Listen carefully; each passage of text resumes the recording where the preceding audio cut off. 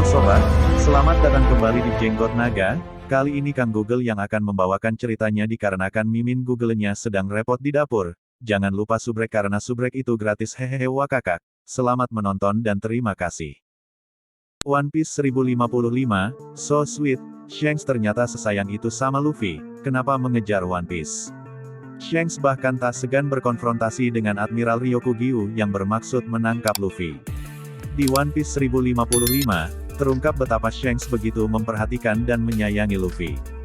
Di One Piece 1055, terlihat sekilas masa lalu di mana Shanks yang begitu khawatir saat Luffy melukai matanya sendiri.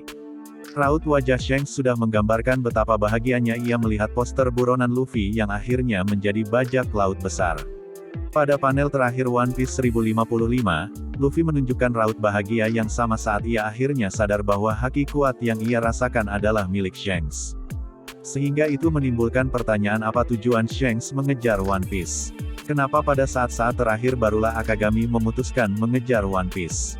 Dan juga keputusannya menunda pertemuannya dengan Luffy. Ada beberapa teori tentang maksud dan tujuan sebenarnya dari Akagami, meski mendapat protes dari krunya. Yang pertama, Akagami sepenuhnya sadar dengan kekuatan Luffy saat ini. Potensi kekuatan Luffy yang akhirnya bangkit, sulit dicari tandingannya. Sehingga Shanks menempatkan diri sebagai saingan yang sepadan agar Luffy tetap termotivasi mengejar One Piece. Teori kedua, Akagami ingin membangkitkan potensi kekuatan Luffy sepenuhnya. Ia mungkin adalah orang yang paling tahu meski dengan awakening buah iblis Nika, Luffy masih belum cukup kuat untuk menghadapi Admiral Akainu dan Kurohige.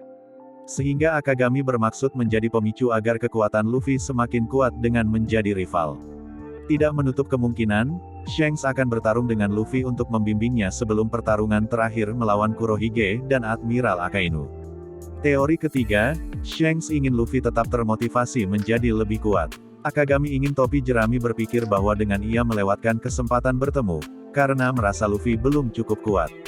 Sehingga Luffy akan berusaha menjadi makin kuat agar diakui oleh orang yang menginspirasinya menjadi bajak laut dan mempercayakan topi jerami milik Roger kepadanya.